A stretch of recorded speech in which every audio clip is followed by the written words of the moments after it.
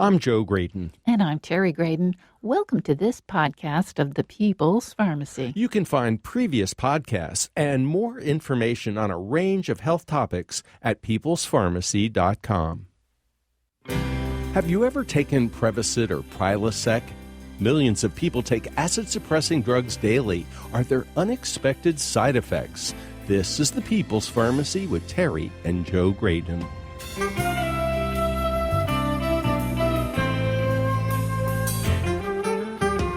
Do proton pump inhibitors affect our cardiovascular system as well as our digestive tract? How important is your microbiome in maintaining good health? We'll find out how to nurture the bugs in your belly. We're talking with Dr. Robin Chutkan, author of The Microbiome Solution. She'll tell us how inflammation affects our overall health and what we should know about leaky gut syndrome. What does Dr. Chutkan mean when she says live dirty, eat clean? Coming up on the People's Pharmacy, how to have good digestion without drugs. First, this news. In the People's Pharmacy health headlines, older people who fear they're losing their mental edge should lace up their sneakers. In a study published in the journal Neurology, 160 volunteers with an average age of 65 tested the benefits of exercise, a DASH diet, a combination of the two, or health education sessions. The participants had cognitive impairments but no dementia when the study began. Those who exercised for 45 minutes 3 times a week for 6 months made significant gains in tests of their executive function. Adding the vegetable-rich DASH diet to the exercise helped even more. The improvement was the mental equivalent of dropping 9 years.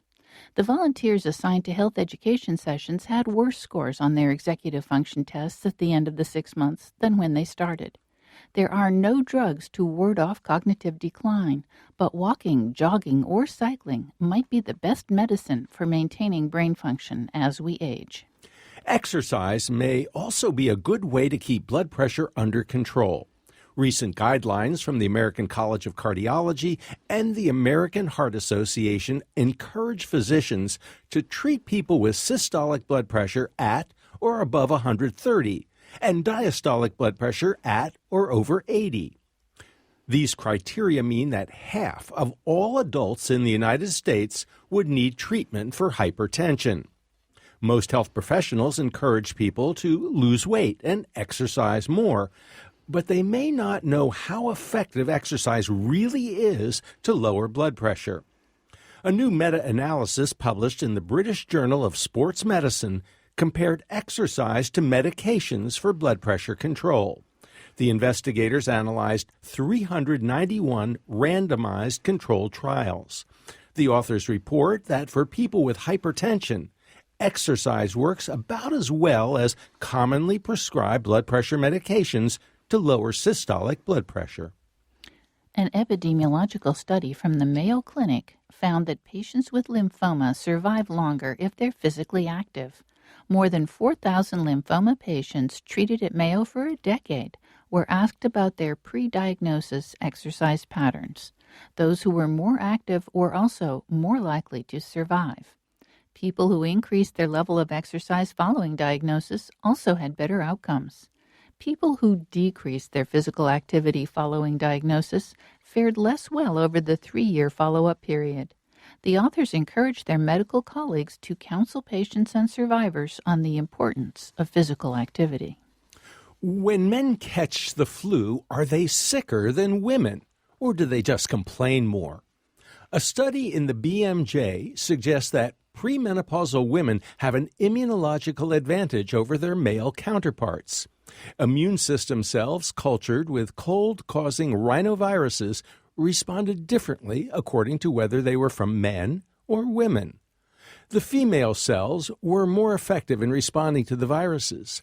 Mice demonstrate similar sex differences. One possible explanation is hormonal. Estrogen may promote immune responses, while testosterone may be somewhat immunosuppressive. Now that flu season is in full swing, perhaps we should cut men some slack when they come down with symptoms of influenza. Mindfulness, the practice of paying attention to your own thoughts and feelings in the moment, has been praised as a way for people to manage stress. Now, scientists in England say that mindfulness can also help people lose weight. They created a structured program to teach people to be mindful about their eating behavior and recruited 53 volunteers for a weight loss study. The 33 participants who completed most of the mindfulness sessions lost approximately 6.5 pounds over the 6-month study, while those who did not attend mindfulness sessions lost about 2 pounds. The authors conclude, application of mindfulness-based eating behavior strategies resulted in significant improvement in eating behavior and facilitated subsequent weight loss over 6 months. And that's the health news from the People's Pharmacy this week.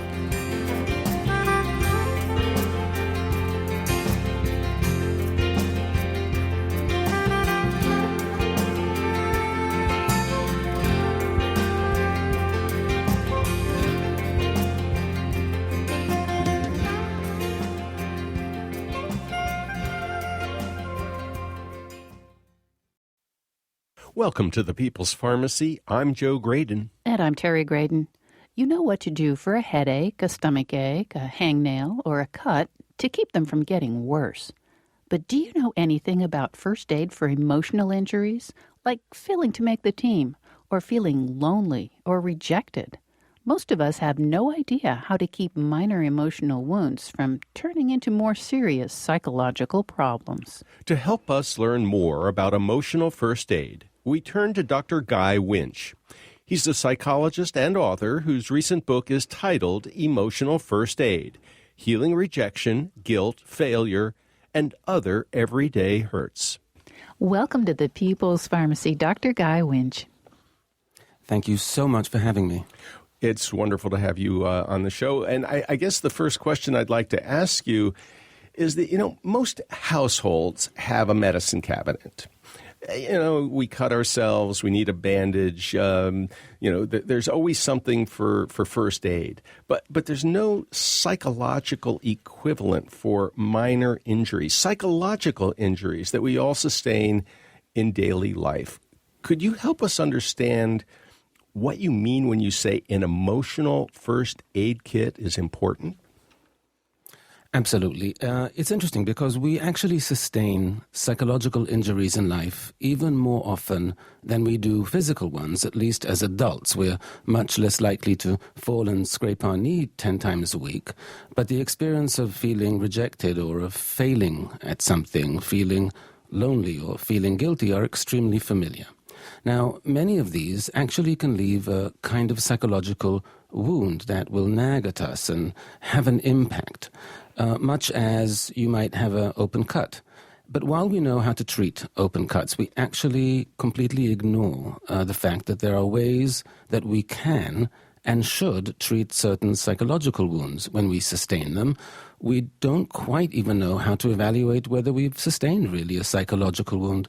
And since there's a lot of science out there, I decided to look at the science and see whether there were prescriptive things we could do that would really have the equivalent form of a medicine cabinet. And there are. And so the idea of creating a medicine cabinet of psychological wounds is to familiarize yourself with what happens to you, what happens to all of us when we experience certain emotional bumps and bruises, and what we can do to soothe them so they're less painful, so they heal more quickly, and so, in quote-unquote, infection doesn't set in. Well, we love the idea that this is self-care, that it's science-based. Why do you suppose it is that we take better care of our teeth, as you say, than we do of our psyches? Look, we know how to take care of our teeth. We're familiar with tooth pain, and there's a lot of information out there about brushing, and it's become part of our habits of daily life. It's become really part of the way we perceive personal hygiene and dental hygiene. The information about psychology is much, much newer, and it's much less coalesced in a certain form. There's no dentist that disagrees that you should brush your teeth. But if you look at psychological research and you look, for example, about the impact of rumination or brooding and what you need to do about it, you'll have certain amount of differences of opinions. People will define things a little bit differently. We are a much newer science.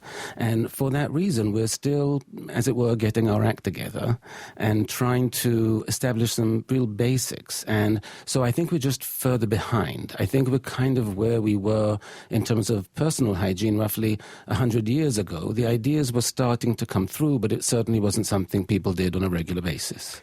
It seems to me that, starting at a fairly early age, we're sort of told to get over it. We fall and we scrape our knee, mom gives it a kiss, puts a Band-Aid on it, and, we're back playing.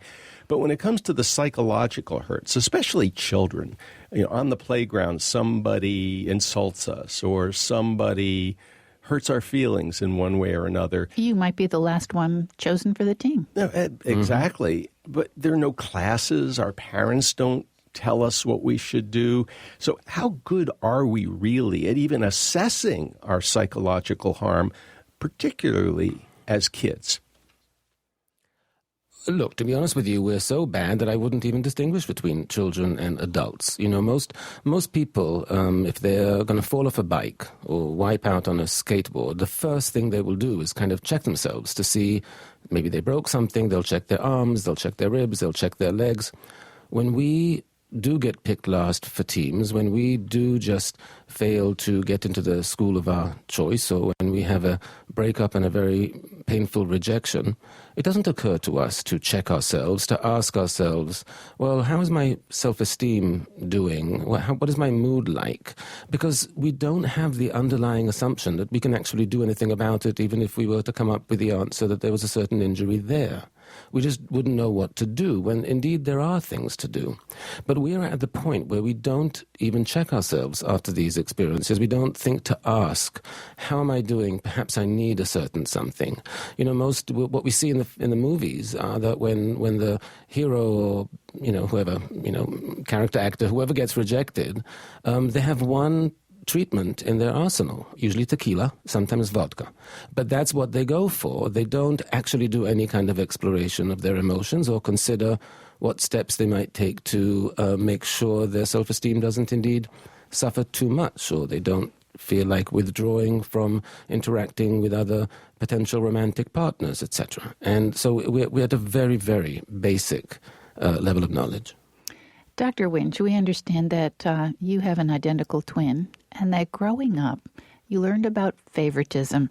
How did that lead you to observing us giving precedence to bodily harm rather than psychological harm?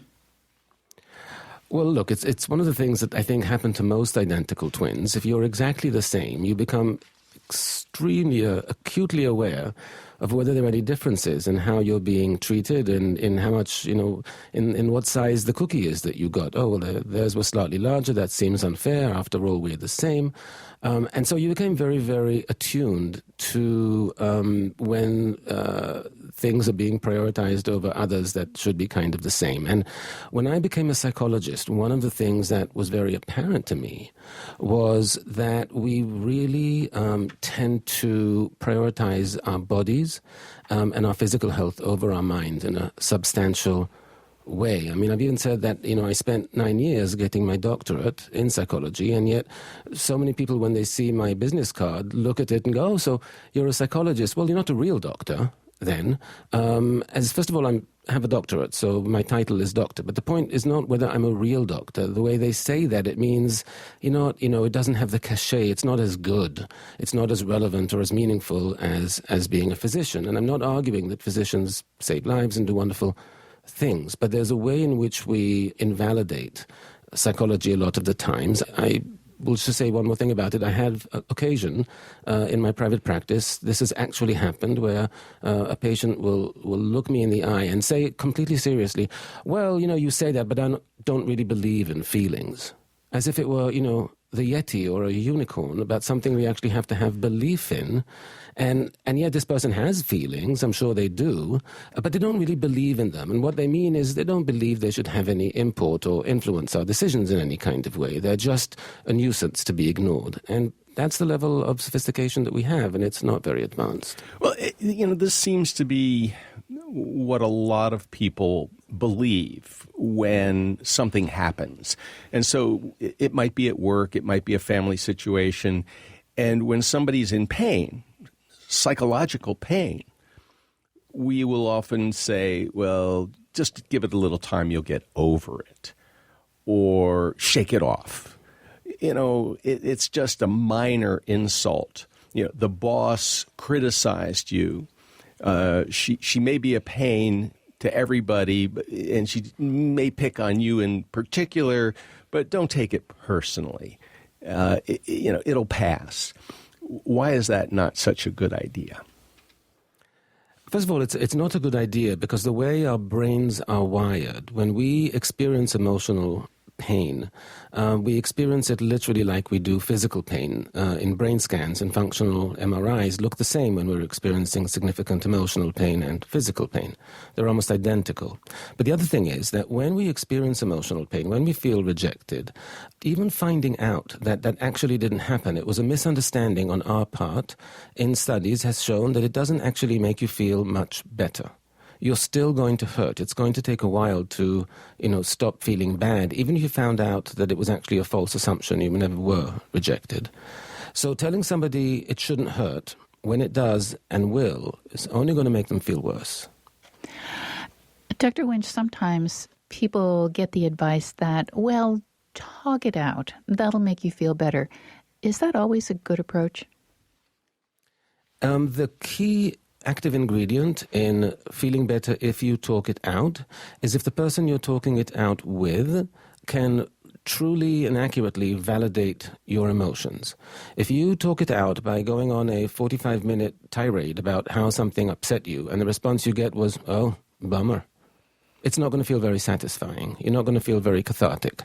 So the idea with talking it out is useful if the person can actually validate your emotions accurately, which is not that easy, and provide support and compassion. In that case, it's probably a useful thing to do. So choose wisely whom you choose to do it with. You're listening to Dr. Guy Winch. He's a psychologist and author of the Squeaky Wheel blog at psychologytoday.com. His book is Emotional First Aid, Healing Rejection, Guilt, Failure, and Other Everyday Hurts. His first book was The Squeaky Wheel, Complaining the Right Way to Get Results, Improve Your Relationships, and Enhance Self-Esteem. Was there ever a time, Terry, when you felt guilty about something and the pain lasted a while? When I was in grade school, I mislaid a library book. I just completely lost it, and so I couldn't turn it in. But every week, the teacher would say, you have to turn your library book in. And my parents would say, turn the library book in. And I felt so guilty about it, I couldn't tell anybody. I've lost the book. I can't turn it in. Well, after the break, we'll find out why Dr. Winch was scolded in graduate school for the concept of dispensing psychological aspirin. We'll get the basics of an emotional first aid kit and how to use it. What can you learn from watching toddlers play with toys? According to Dr. Winch, psychological pain and physical pain are processed by the same networks in our brains. How can we learn to deal with rejection?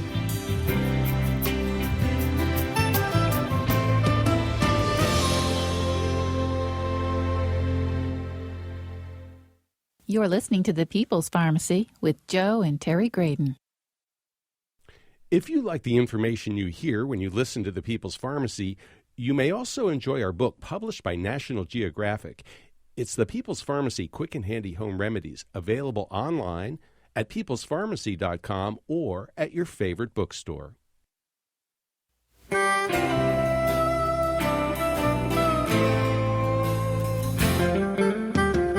Welcome back to The People's Pharmacy. I'm Terry Graydon. And I'm Joe Graydon. The People's Pharmacy is brought to you in part by Red X Industries, makers of utterly smooth creams and lotions that deeply moisturize to make dry skin feel soft and smooth.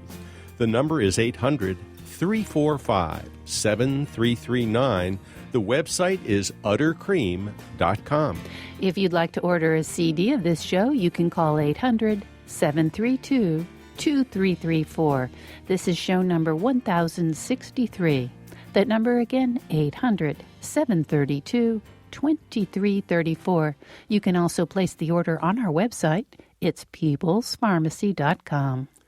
We're talking today about stocking your emotional first aid kit. What do you need to know to withstand the emotional bumps and bruises of everyday life? Our guest is Dr. Guy Winch, a licensed psychologist, speaker, and author. His book is Emotional First Aid: Healing Rejection, Guilt, Failure, and Other Everyday Hurts.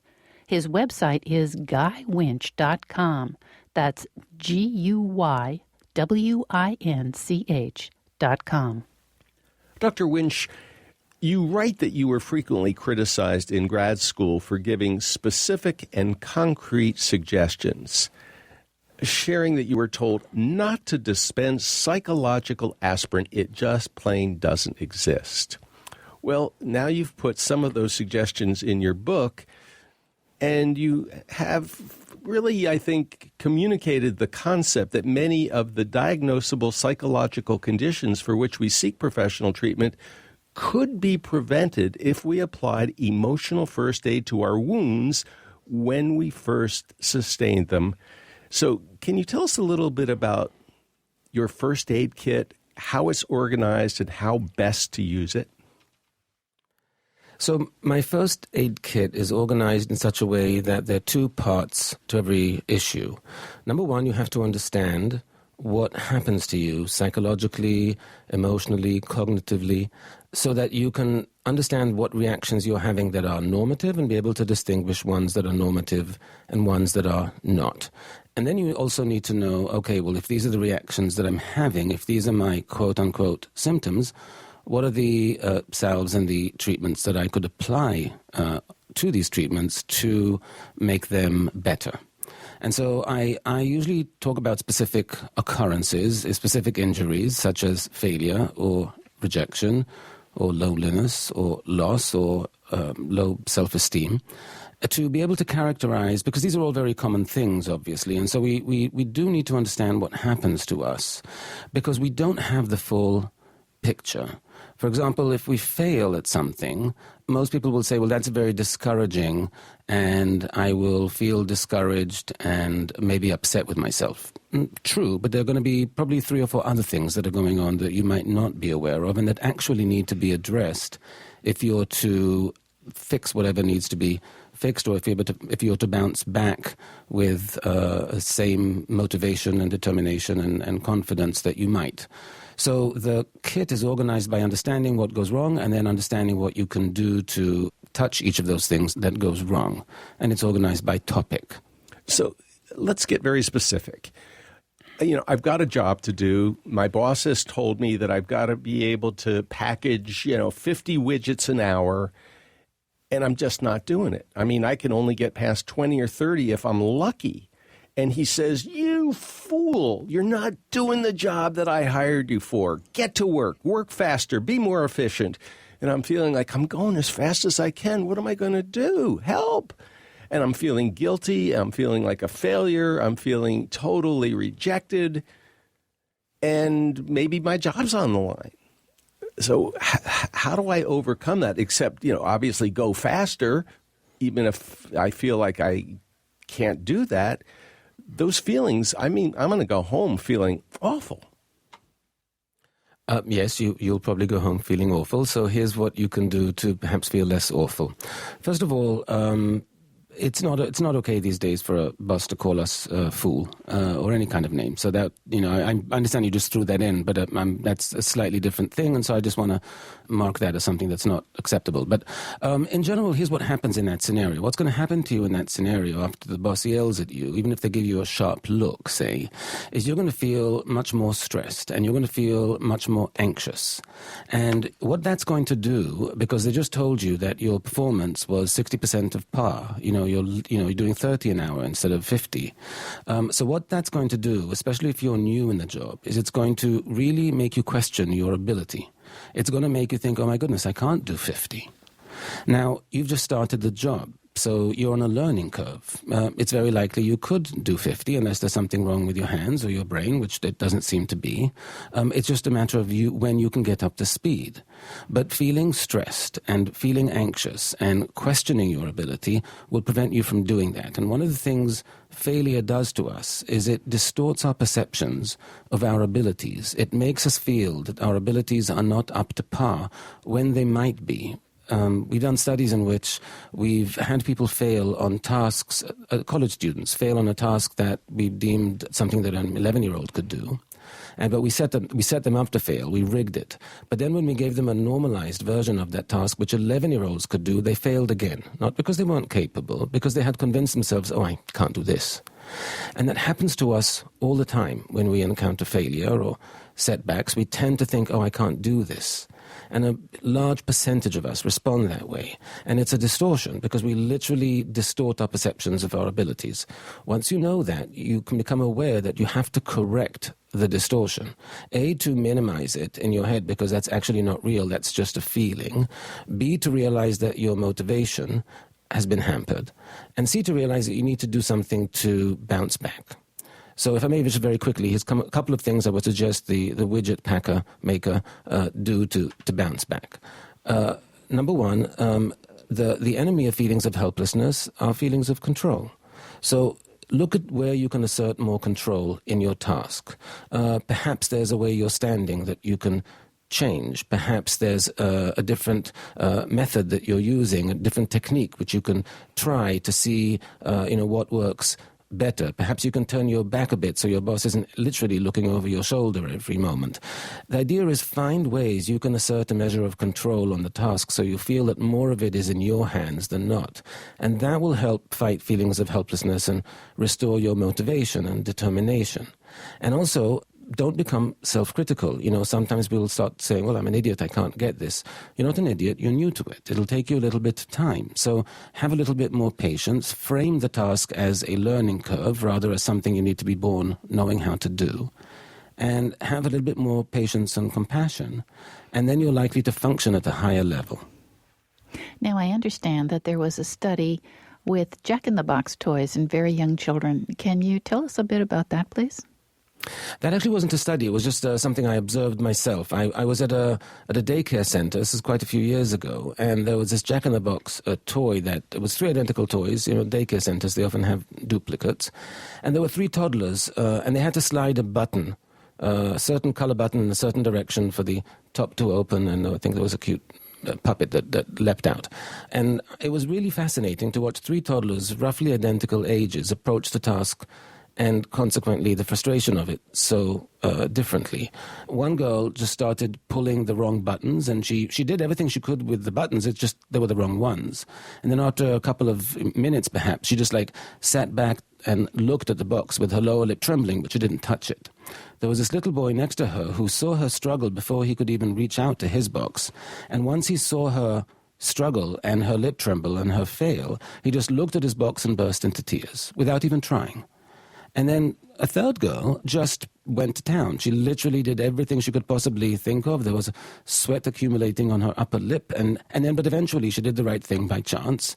And the top opened and the puppet leapt out and she squealed with delight and she stuffed it back down and she did it all over again. Now, my point with that story is that the first 2 toddlers were perfectly capable of sliding a red button, just like most people are perfectly capable of packing 50 widgets once they get the rhythm of it. But they became convinced they couldn't succeed, and that's what made them fail. And we, as adults, frequently become convinced we can't succeed at something. Frequently after one failure experience, that's enough. And it's such a shame that we succumb to that, because we then don't we don't try, we don't persevere, we don't actually find out that if you had just tried a little more or a little differently, that would have worked. But that was the moral of that story, that we have very different responses to failure, and how we respond is going to determine our perseverance, how we feel about ourselves, and many things about our lives. I love that story. Now, when you're talking about rejection, which you write about in the Emotional First Aid, you tell us about a game in which two people are tossing a ball back and forth, and one other person is initially included in this ball game and then excluded. Tell us a bit about that, and what is it designed to uncover? So I often like to talk about some of the experiments and how certain psychology experiments are conducted, because I think people don't quite, again, fully embrace it as a real science, and finding out that there are actually methods we use that are pretty scientific is useful. In this case, people wanted to study rejection. Now, if you want to study rejection, you have to catch it in action. You can't, drag your lab assistant down to a local singles bar and say, oh, look, that biker dude just got shot down. Quick, pass him a questionnaire. That's not going to be the way you get results. And so they had to replicate it in their labs. And one of the ways they did that is an experiment called the ball tossing experiment. You sign up for what you think is a social science experiment. You're in a waiting room waiting to be called, and there are two other people there who seem to be waiting for other experiments. And one of them spots a ball on the table, and they grab it and toss it to the other. And the other person catches it and tosses it to you, and you, waiting might as well, you catch it and toss it to the first person, who tosses it to the second, but who then does not toss it to you again, tosses it back to the first person, who tosses it to the second, excluding you from the game. And it's around that point that the experimenter comes out and says, okay, we're ready for you, why don't you come in? And then they give you all kinds of questionnaires and evaluations to look at your mood and your self-esteem and different things. Now, if you ask people, would that upset you if two strangers in a waiting room tossed you a ball once but then didn't toss it to you again? Most people look at me like, well, that's a ridiculous question. Of course it wouldn't bother me. Who cares? I don't know them. I don't care. It wouldn't bother me.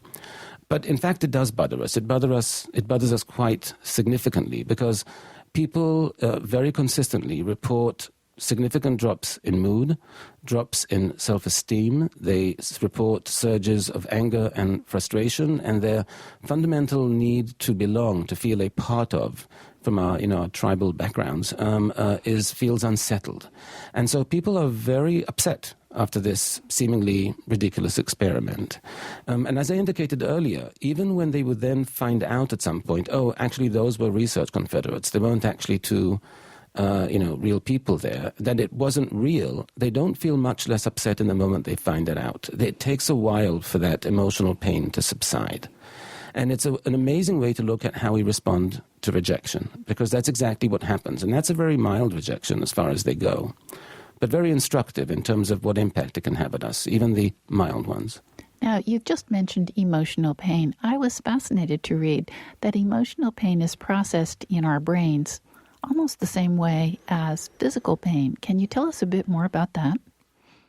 Yeah, so they've done studies where they've put people in functional MRI machines and had them, say, relive a painful breakup to simulate emotional pain, and then had them have a heat transducer attached to their skin that would give them jolts of high temperature that went from mild to nearly unbearable. And they wanted to compare what the two brain scans would look like, physical pain to emotional pain. And they're practically identical. And the assumption is that the evolutionary pathways, in terms of evolution, that the pathways in our brain that were responsible for responding to rejection and ostracizing piggybacked on pain pathways, because they really needed to get our attention. And so those look almost similar. And as a proof of concept study, some experimenters ran the ball tossing experiment, gave two groups, gave one group a sugar pill and that they thought was a sugar pill, another group a sugar pill that was actually Tylenol, a pain reliever. And then they found that the people who took Tylenol actually reported less emotional pain after they were rejected in that ball tossing scenario, again proving that these are almost identical pathways in the brain that respond to emotional pain, and they respond as it is physical pain. Now, Dr. Winch, there are a lot of children who get rejected on the playground because perhaps they don't throw the ball as well, or catch the ball as well, or hit the ball as well, or kick the ball as well, whatever it may be.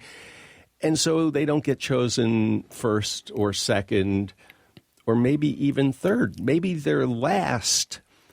And there's got to be some emotional pain associated with that lingers through the day and maybe even every day because they never get chosen first or second.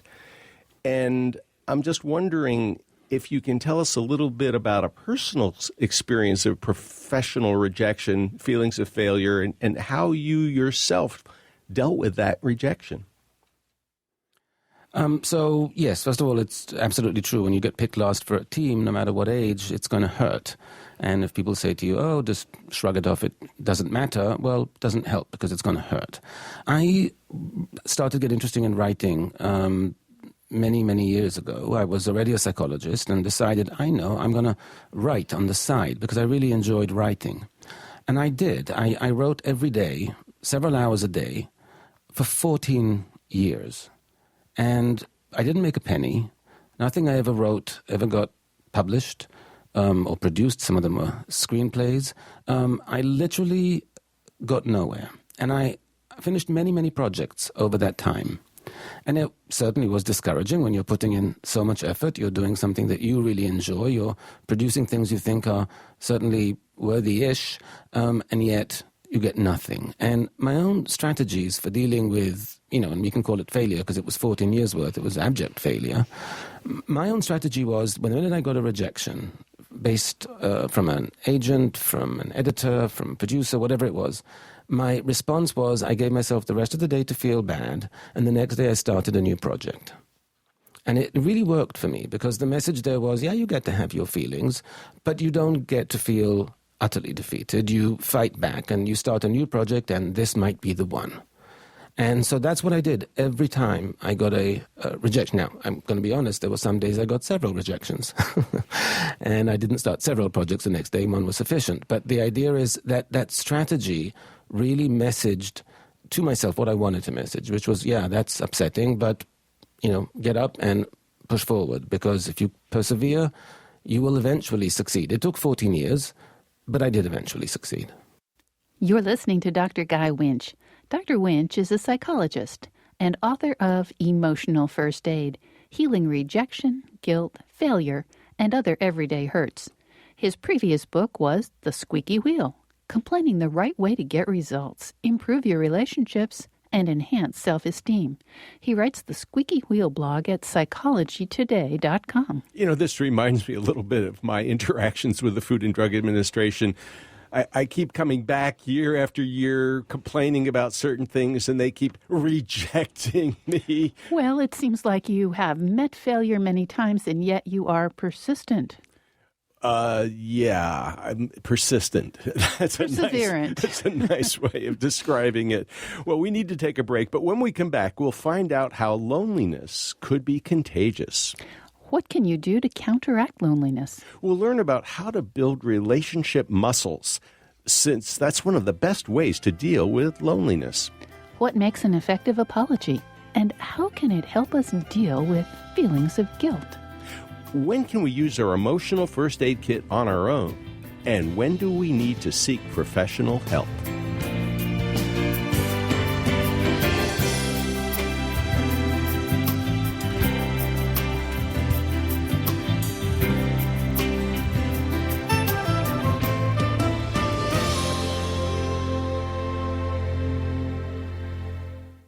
You're listening to The People's Pharmacy with Joe and Terry Graydon.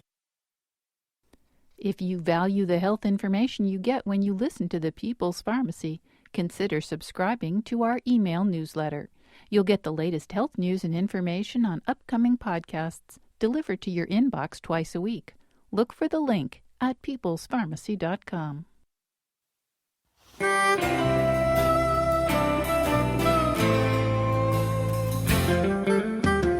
Welcome back to The People's Pharmacy. I'm Terry Graydon. And I'm Joe Graydon. The People's Pharmacy is brought to you in part by Redx Industries, makers of Utterly Smooth Foot Cream with shea butter, helping dry, cracked feet feel utterly soft and smooth. The number is 800-345-7339. The website is uttercream.com. If you would like to order a CD of today's show or any other People's Pharmacy broadcast, you can call 800-732-2334. Today's show is number 1063. The number again, 800-732-2334, or find it online at peoplespharmacy.com. Today we're talking with Dr. Guy Winch, a noted psychologist. He's telling us about the concepts of emotional self-care found in his recent book, Emotional First Aid: Healing Rejection, Guilt, Failure, and Everyday Hurts. Dr. Winch, we'd like to talk a bit about loneliness. You say that it really has a tremendous impact that many of us don't realize on our physical health as well as our emotional health. And most fascinating of all, it's contagious. What determines loneliness, and how could it be contagious? So loneliness is defined purely subjectively. It doesn't have an objective standard. It's not about how many friends or acquaintances you have, whether you're married or living alone. It's defined by whether you feel either emotionally or socially disconnected from the people around you. And if you feel that way in a significant way, then you are lonely. And that's the only definition we require. We actually know that many people who are married and living with spouses and even children can feel profound loneliness because they feel so disconnected within those relationships. So that's one of the definitions. I mean, that's the main way to think about it. The problem with loneliness is that when we enter that state, our minds and bodies respond as if we are under significant stress. Our fight or flight response is activated. So stress hormones course through our blood veins, our veins rather, and our immune system becomes suppressed. And very quickly when we feel lonely. And when our immune system is suppressed, we are then less able to ward off all kinds of diseases and illnesses. And because of all the stress hormones, we are at greater risk for cardiovascular disease, not to mention things like anxiety and depression. And in fact, when all the studies of loneliness were kind of looked at as a whole, scientists concluded, and this was rather shocking, but this was true, that in terms of our long-term health and longevity, loneliness and chronic loneliness pose as significant a risk for our mortality as cigarette smoking. And what's shocking about that is that cigarette packs come with warnings. Everyone knows. I mean, it has on it, this can kill you, don't do this. But loneliness comes with no warning. We don't perceive a lonely person, whether it's somebody we know or whether it's us, as being, we perceive them in being perhaps a difficult psychological state, but not one that could actually jeopardize their health and longevity. It'll shave years of your life. It will increase your likelihood of an early death by 14% or more. So it has a huge and profound impact. Now, you asked about its contagion. People did studies of people in social networks, and they found that over a span, I think it was of 6 months or a year, people who were identified as lonely, self-identified as lonely within those networks, tended to move to the periphery of those networks. They were shoved out because we have a stigma attached to loneliness. We tend to stay away from it. But what they found is not just that the people were moved to the periphery of their social networks, the people who were most immediately around them also moved to the periphery. Even being associated with somebody who's lonely kind of got you infected with that stigma or self-perception. So that's the way in which it's, contagious. So what do we do? What do we need to put in our first aid kits to counteract loneliness, especially since it can cause so much physical harm? So number one, you have to be aware that this is a dangerous condition, even though we don't associate it to such. It's actually a dangerous condition. And it's one you actually have to be very aware that you need to take action about. You need to do something to bump out of your loneliness. Here are the tricks in doing that. Loneliness distorts our perceptions. It makes us believe that the people around us, our family, loved ones, friends, it makes us believe they care much less than they actually do. It's a distortion in our perceptions. It makes us evaluate our relationships as less close and less significant and less deep, and our bonds as less, strong, as they actually are. So we expect people around us don't care, and we expect people around us to fail us. And then it creates this self-fulfilling prophecy in which we tend to withdraw. And we're either withdrawn and we don't reach out to people because we're convinced they're going to reject us and they don't care and they're not really interested, or we get really angry and resentful. And then there's a friend we haven't spoken with in a couple of months, and even though we haven't reached out to them, we'll leave them a text such as, like, why haven't you called me? It's been 2 months. Well, you hadn't called them either. And so it really sets us up to have this very difficult mindset in which we are feeling so emotionally raw and so afraid of rejection and so needy, and yet so convinced that everyone around us doesn't see and doesn't care, that we do things that tend to provoke the exact response that we fear. We'll go to a party, we'll drag ourselves there, convinced that no one wants to talk to us, and we'll park ourselves by the vegetables and the hummus dip with a scowl on our face, and lo and behold, no one's coming up because we look scary. In fact, and then we leave convinced, Right. Well, how can you build or rebuild your relationship muscles to overcome loneliness? So first of all, recognize that like any muscle, when you've been lonely for a while, you might be a little rusty. Your muscles might be a little weak.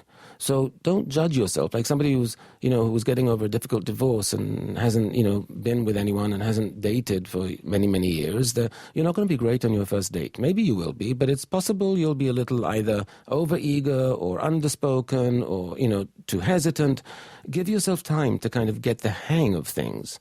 But today, for example, I point to social media because social media is a place where we can connect to people. The internet in general, we'll find many like-minded people. There are endless amounts of groups and meetups and all kinds of situations where you can just choose something you have some kind of affinity for and find like-minded people. There's the ones that are going to be easiest to connect to because you have this natural connection on whatever the topic is.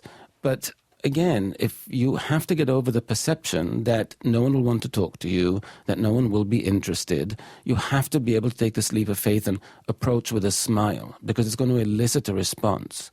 And that is difficult to do. I also say to people, look, you have all your email contacts, your Rolodex, as it were.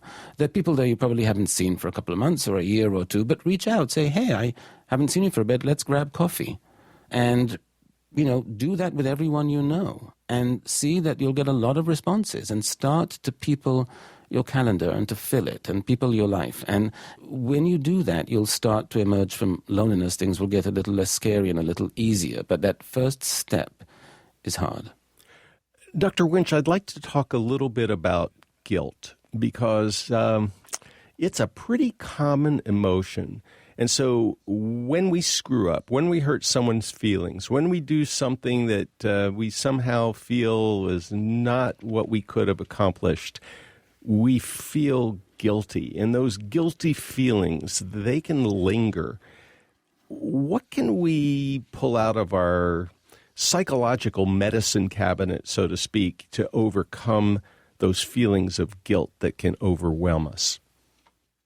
So guilt, people think of it as an annoying feeling. It's actually a very useful feeling because its function is to signal us when we have to do some kind of repair work in our relationships or when we're about to do something that will warrant repair work thereafter. We can sometimes get anticipatory guilt knowing we're doing something that might not be a great idea. And it kind of functions like a snooze alarm. You're in your car driving to work, remembering, my mother's birthday, I haven't called, and then your snooze alarm will go off every 10 minutes until you get to a place where you can call, and then the snooze alarm stops. So guilt is useful in small doses when it alerts us to something, when we take action as a response to the alert to fix whatever needs fixing. It is not useful when it is excessive, when it is repetitious, when it's unresolved. Because imagine a snooze alarm going off in your head every 10 minutes that you literally couldn't turn off. It would be terribly distracting. It would really interfere with your ability to enjoy life. So the thing is, what do you do? For most things, it's about relationships, right? So it's about repairing whatever damage was in the relationship. You realize that you forgot to call your mother. Now it's already the next day. You feel terrible and you call her. And what's going to matter there is how well you can apologize. Apologies are key tools we use to resolve guilt. Unfortunately, we're terrible at them. Dr. Winch, tell us what makes a good apology, because we've all seen in public life apologies done badly. So how can they be done right? So the thing about apology is that we get wrong, fundamentally. First of all, we're kind of stuck at the 5-year-old level, when you're marched in to say, I'm sorry, and you kind of, doesn't matter how you say it or how sincere you are, just the fact that you mouth the words is sufficient.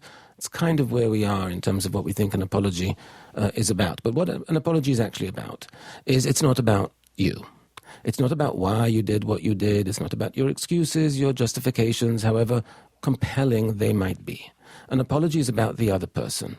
An apology is about you conveying to the other person that you get the impact of your actions or inactions on them. You get how upset your mother must have been that you missed calling her on her birthday. You understand that it's not just something that she thought at the end of the day, but during the day it must have preoccupied her and made her feel bad that her child wasn't calling, and it must have made her feel bad throughout the day and perhaps even ruined her birthday and even took away from the people who were calling and the things she was doing. It probably had that impact. So my point there is you have to convey an understanding of what the impact of your actions was on the other person, and you have to do it with empathy and with being able to validate how they feel and what they were probably thinking and feeling and going through. Now, if you do that well, then you need to add in the words, and so I'm so sorry that I didn't call. We neglect saying those I'm sorry words so frequently. It's remarkable. There are many apologies you'll see in the press, as you said, which actually don't have any apology in them. Nothing. Not an I'm sorry statement, not even a statement of regret, just the rationalizations and the explanations. And that's not even in the category of apology, if you ask me. So really being empathetic to what the other person's experience was, saying I'm sorry, having a statement of regret, acknowledging that you violated expectations, that of course I should have called you and I will make every effort to call you on your birthday every time. That's also important. And sometimes an offer for redress or for compensation in some way. So I hope it's okay, I'd love to take you out to dinner to make up for it. That would be a nice little addition. But there are all these different ingredients we have to put in, and it's just remarkable that sometimes you have this apology souffle that has literally none of them. Dr. Winch, as we wrap up our conversation with you today, I'd like you to help us understand when we need to seek professional help and when we can do this on our own. So, just as we kind of learn what the right first aid approach is at home, but when we need to go see a physician or go to the emergency department, how can we tell when we need to really take action with our psychological hurts? So here there are a few distinguishing factors that I would consider. First of all, and most importantly, if you ever have thoughts of hurting yourself or another person, go straight to the emergency room. That's very urgent. Secondly, by all means, try your psychological first aid kit once you develop one. Try the techniques in there, give them a chance to work. But if you have, and they do not, and you're not feeling better substantially, or things are not improving, then I would consider consulting a mental health professional. Similarly, if your functioning is impaired, if you've been in bed for a week and you're so depressed you can't go to work, this is not about emotional first aid. You need to see a mental health professional. If you're getting panic attacks that are so severe you're ending up in the ER because you think you're having a heart attack and dying, you need to see a mental health professional. Hopefully they will mention that in the ER because that's a frequent occurrence. So when your functioning is severely impaired, when you've tried the techniques of emotional first aid, educated yourself about them, tried them, and they're not sufficient, then you might want to see a professional. But give them a chance to work. When you have a cough at home, you don't run to the doctor the first day. Maybe you wait a week or 10 days. And then if it's still persisting, you think, this is not getting better. So use your judgment in that way. But fundamentally, if it's really impairing your functioning, that seems much more urgent to me, and that's when I would certainly see someone. Dr. Winch, if we all rely on well-stocked emotional first aid kits, what changes do you hope to see in the future? I would imagine that the changes would be absolutely profound.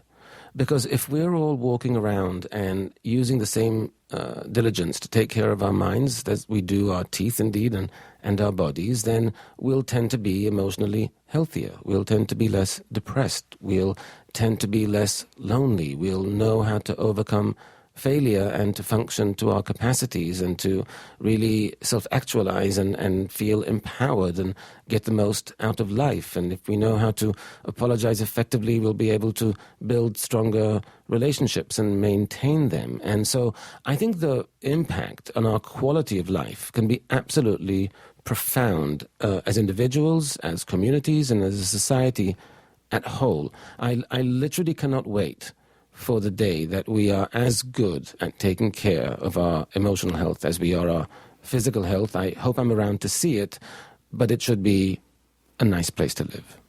Dr. Guy Winch, thank you so much for talking with us on the People's Pharmacy today. It's been my absolute pleasure. Thank you. You've been listening to Dr. Guy Winch. He's a psychologist and author whose books include The Squeaky Wheel, Complaining the Right Way to Get Results, Improve Your Relationships, and Enhance Self-Esteem, along with his most recent book, Emotional First Aid, Healing Rejection, Guilt, Failure, and Other Everyday Hurts. His TED Talk is one of the most popular on the TED.com website. His own website is GuyWinch.com. You'll find a link to it from our site, peoplespharmacy.com. And you know, Terry, I think his point about apology not being about you is so very important. That is really important because for a lot of people, it's all about them. Yeah. Well, I remember when I was a kid and I was visiting the next door neighbor, and there was this bowl of candy. And when Mrs. Offner, the mom, was out of the room, I helped myself to a piece of candy. And I came home and I felt so guilty for hours and then for days. And I finally confided in my mom, and she said, now you trot right back up to Mrs. Offner's house and you apologize to her and see what happens. And it was a profound apology because I really felt terribly guilty. And Mrs. Offner forgave me and was very thoughtful. And she probably chuckled a little bit, but it really made me feel better. And so that sincere apology makes a huge difference. It certainly does. Well, that's all the time we have. Thank you so much for listening. Lynn Siegel produced today's show. Al Wodarski is the engineer. Dave Graydon edits our interviews. The People's Pharmacy is produced at the studios of North Carolina Public Radio, WUNC. The People's Pharmacy theme music is by B.J. Liederman. If you'd like to order a CD of today's show or any other People's Pharmacy broadcast, you can call 800-732-2334. Today's show is number 1063. The number again, 800-732-2334, or find it online at peoplespharmacy.com. When you visit our site, you can check out information on prescription drugs, herbal medicines, and home remedies. Share your thoughts on today's show. We'd love to hear your feedback. When you are at our website, you can also sign up for our free online newsletter or the free podcast of the show. Listen at your own convenience or share it with a friend. It's all there at peoplespharmacy.com. In Durham, North Carolina, I'm Joe Graydon. And I'm Terry Graydon. Thank you very much for listening, and please join us again next week.